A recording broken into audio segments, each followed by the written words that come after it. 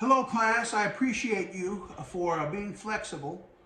We're going to talk today about interpersonal communication and relationships. I have a business meeting out of town and can't be in class today, so I will see you on Wednesday where we go over homework and quizzes and we'll go over our next part of the lesson. But we're talking about interpersonal communication and relationships.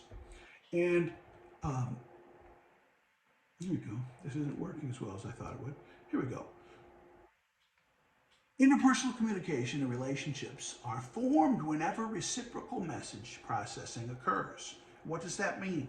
It's kind of like the Schramm model, where a message is sent from here to here and a message is sent from there back to there. So two or more people are taking account of one another's verbal or nonverbal behavior. Slapping five, um, having a staring contest or catching the eye of someone you find attractive to, having a discussion or an argument.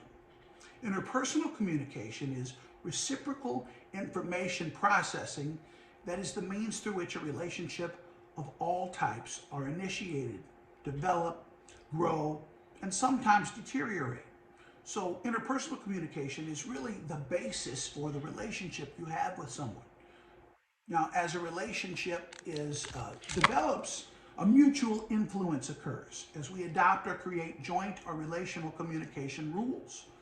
Screaming is not a good one, but you see in videos and funny comedies and things, people who in New York screaming at each other, "Hey, where's the taxi cab?" That's how it works. You yell for the cab comes and gets you. That would be fine. In a relationship between a teacher and a student, yelling at each other isn't going to work. And so you develop the rules of this communication. So interpersonal communication is super important with regard to relationships. And there's multiple types of relationships. Dyadic, triadic. And what does that mean? A dyad is two people relationships. And the function of the relationship and the demands of the relationship impose on its members forms of communication which are or not appropriate. Now, triads are three-person relationships, and that differs from a dyad in terms of increased complexity, intimacy, and disclosure. Decision-making, procedures, the distribution of power.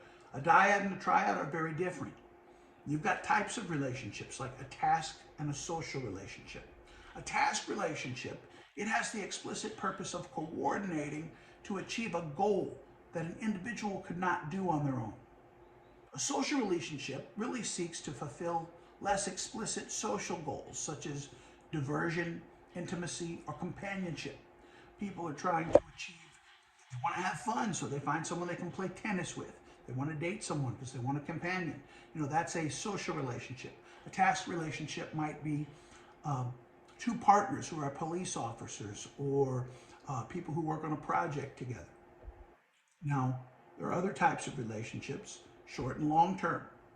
The older a relationship, the more investment we've made in it, and the greater the investment we're willing to make in order to keep it, because we've had it for so long.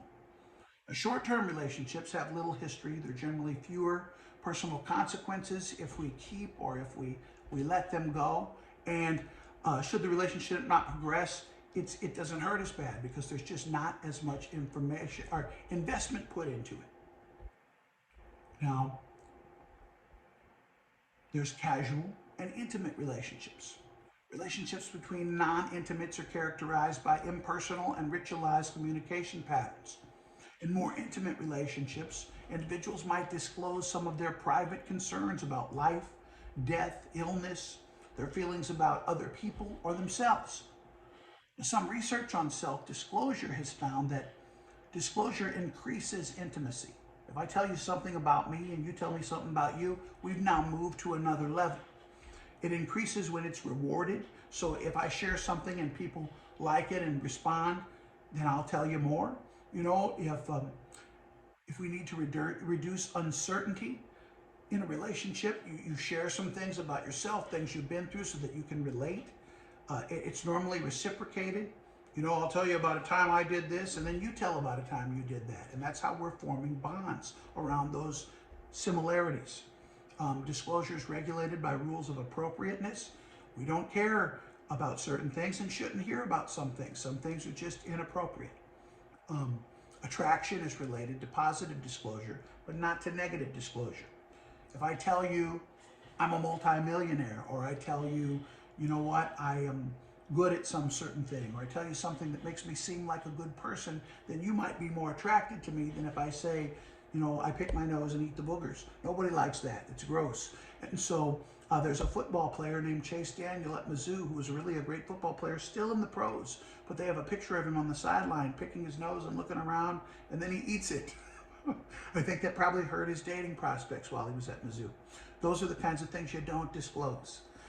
Attraction is related to the positive, not the negative. Now, negative disclosures occur with greater frequency in highly intimate settings, more than in less intimate ones. So if it's like an intervention or a group counseling or a group of friends, you know, you're up in a ski lodge on the weekend and people start talking about things and they might share situations, but you don't hear that. As you can see, we're having a technical difficulty. Hilarious. There, we're back. I'm using a phone taped to a shoebox because the Zoom sound quality is not good enough. So we'll just keep on going. Now, relationship satisfaction is greater when there is moderate rather than a great deal or very little disclosure. Keep that in mind. If you tell them everything all the time about everything, there's a lot of pressure and a lot of things that go on with that. If you don't tell them anything, they don't have anything to hold on to. So it needs to be moderate. You know, you give them things that show them who you are, but you don't overwhelm them. And the same thing, you can't just close yourself off. If you trust someone, that's how disclosure is how you build trust oftentimes. Now with dating, love, and marital relationships, it's interesting because in the early development of these relationships, couples will often avoid the topics where conflict might be, you know? And that's funny because if they get serious, they've avoided all the conflict and they get shocked later when they get closer. You know, had they started on that earlier, maybe they'd be prepared for it, or maybe they wouldn't be together because you avoid that stuff. You want to have fun. Couples who are able to communicate with each other about, you know, their relationship, the evolution of the relationship, problems, how to satisfy those problems, they do a lot better. In fact, the number one thing that predicts if couples will stay together or not stay together is conflict resolution. Are you able to work it out or not? And it's easier said than done, as we all know. Now, through conversation, partners can anticipate or deal with potential problems at an early stage. They have the benefit of knowing each other and how they perceive or feel certain things, and how each of them contribute to those things. Partners can work together to meet challenges and solve problems, and they can monitor the relationship, and that process will provide enough additional source or intimacy and common bond between them that they can continue the relationship. If you don't have that, you fall apart. A lot of people say we grew apart. What happened? That's exactly what happened. They weren't in communication. They didn't have a common bond to build on. Now with your families, it's interesting. A family is defined as a structural, psychological, task, and transactional institution. So there's all kinds of different families. You might have a consensual family that's high in conversation and conformity. We talk a lot and we do things the same way.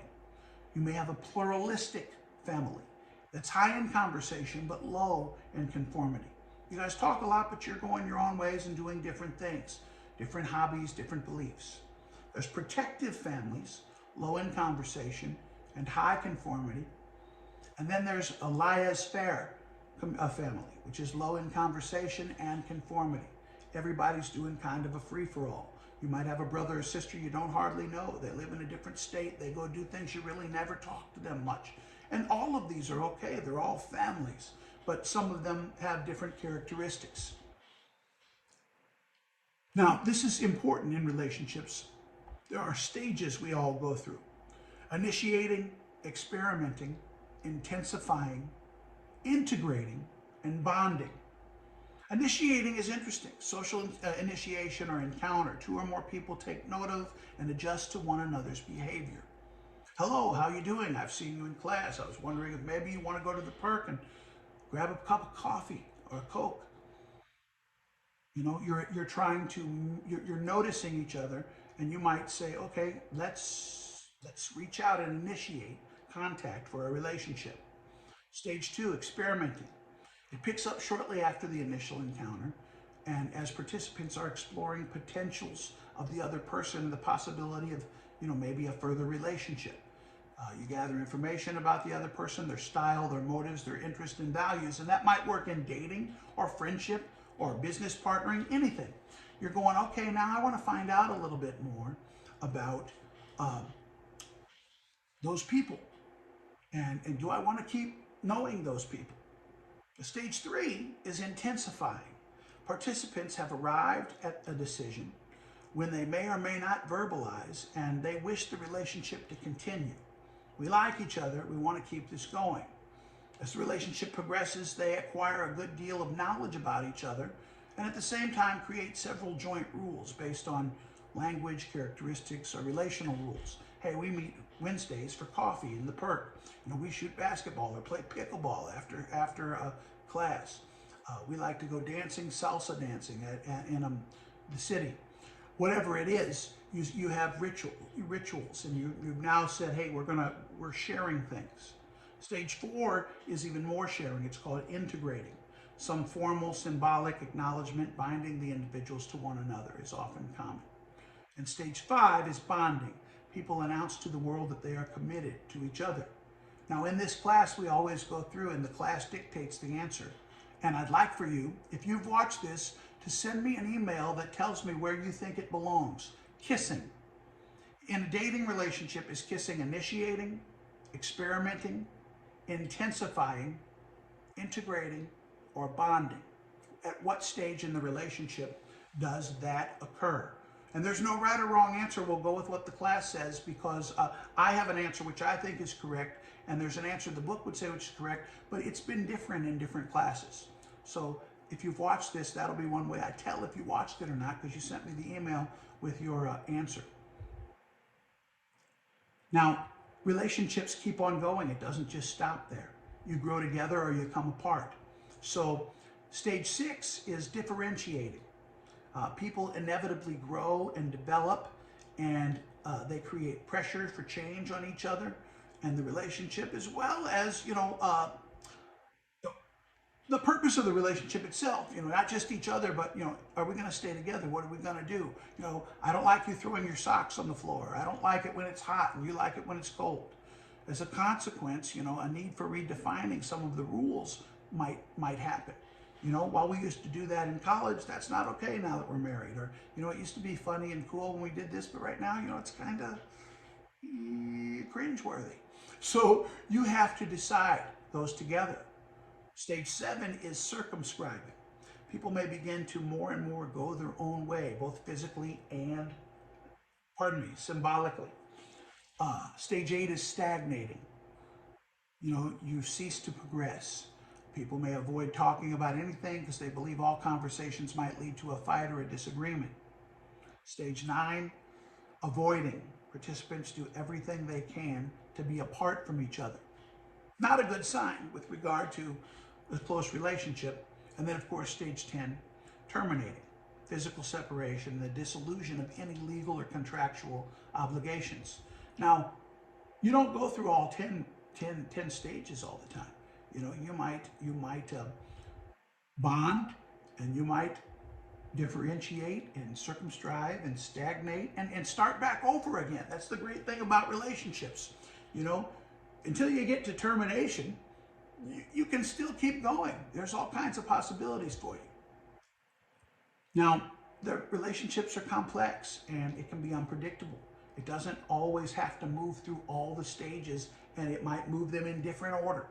But this is how relationships progress or fall apart all the time scientifically.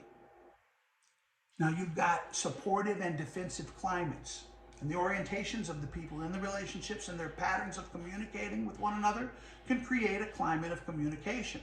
If you're confrontational, or you like to talk about stuff and grab it and take it on, that'd be great. That's the way I am. Or if you're like my wife and you want to avoid that stuff and you want to be quietly deal with it and you want to have some space, it can create a challenge. You got to work that out. Behaviors are typically uh, climates of evaluating, controlling, developing strategy, remaining neutral, asserting superiority, conveying certainty, describing, maintaining a problem orientation, being spontaneous, empathizing, asserting equality, and conveying provisionalism. Now, relational patterns are dependencies and counterdependencies. So when one person in a relationship is highly dependent on another for money, support, work, leadership, guidance, whatever, it generally guides the way the relationship works. It can lead to a pattern of agreement between individuals in the relationship. Sometimes you have someone that has all the power, and that's usually not healthy. Shared counterdependencies are the best, but you have relationships where I'm the boss and you're the person that works underneath me, or we're teammates and we work together, or we're husband and wife and we're equal partners. But you have lots of different types of dependencies and counterdependencies. You can get into what they call progressive or regressive spirals. A progressive spiral is when the reciprocal message processing of the interactants leads to a sense of harmony and satisfaction. You keep on going up and up. It keeps getting better and better and better. You have this breakthrough moment, and then you do something together, and something happens, and you go on a trip together, or you do something, a victory together, and it keeps going up and up and up. Progressive and regressive spirals also exist, though. Regressive spirals, where each exchange sends you further down and further down and further down. And, the law of inertia is applicable here. An object at motion will remain in motion unless acted upon by an outside force. An object at rest will remain at rest unless acted upon by an outside force. And that doesn't mean go be that force and cause them to do something. It might mean change yourself. It might mean let me apologize, or let's do something together. Let's go to counseling. Let's do some fun activity. Let's take some group action to stop the spiral downward. Or let's do something to even enhance the upward spiral. And those are real. It's just like science. Now, factors that influence the patterns are things like the stage of the relationship and the context of the relationship. Communication patterns in a relationship vary greatly from one another. The context in which an interaction is taking place will greatly affect the kind of pattern. So by context, meaning, are we meeting on a date? Are we in a public situation? What is the purpose of the meeting? Who else is invited? That will influence a lot. And then you look at each other's interpersonal needs and styles. So, a need for affection, inclusion, control, the manner in which we verbally present our thoughts or emotions to other people. Something I used to do well and I don't anymore is say, are you open to an alternative? Are you open to an idea? Hey, could I challenge you on that just briefly? Or could I test you for truth on that?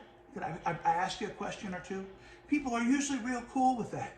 But if you just jump in there and ask them the question or challenge them, you're becoming confrontational. Little things like that where you take a pause. And you might say, hey, look, this seems to make sense. What's holding you back? Is far more effective than just trying to answer people's objections right away without going through. That's a good question. I'm glad you asked. Here's the answer. You're setting them up, and they're being disarmed. All of those things take away the fists and put the hands out like this, the embrace, and that's the idea. You can dictate how the relationship goes by the way you speak and approach people. Now, in closing, we're looking at a couple other things, and some of the factors that influence these patterns are roles. Are we equals or peers? Sorry guys, that's very frustrating. There's not much I can do about it right now. Here we go. Are we asymmetrical? A relationship where an employer and employee, that's not asymmetrical. They write the checks. We got to do what they pay us for. Now, in conflict, is there incompatibility of interest between two or more people? That's what a conflict is. It can cause a struggle. People develop their own theories to try and explain the situation. There are strategies, though, that can be used to have high conflict resolution. One of them is the passive indirect, avoiding conflict with people who are involved. Just walk away. Sometimes that can help you. Here's an example: road rage. Somebody cuts you off and flips you off. Do you really follow them and pull over to the side of the road and have a confrontation with them where they might kill you, or you kill them, or someone's hurt? Or do you just drive away? It took 2 seconds out of your life instead of changing your whole life. Distributive, maximizing one's gains and others' losses. You know, get the most I can out of this and let them lose. Or integrative, achieving mutually positive outcomes for all in the relationship. Try and work out a compromise. That's the best way you can do it. Where are you today? Where do we want to be? Can we get there? How do we get there? How do we stay there? And you walk through those stages together. But you need to both do it. It can't be one dictating how it goes. Lastly, there's a thing called relational competence. And what that is really to use our knowledge to increase our interpersonal satisfaction and effectiveness from our own perspective, as well as from the perspective as those with whom we come in contact. You know, self-awareness, empathy, and respect are vital to communication competence in relationships. And a lot of people talk to you about the golden rule: treat other people as you would like to be treated. I would submit that the platinum rule is what you want to use, and that is treat other people the way they would like to be treated. And then you can achieve your goal and their goal. As I said today, we talked about interpersonal relationships, and we will see you on Wednesday, where we go over our homework and our quiz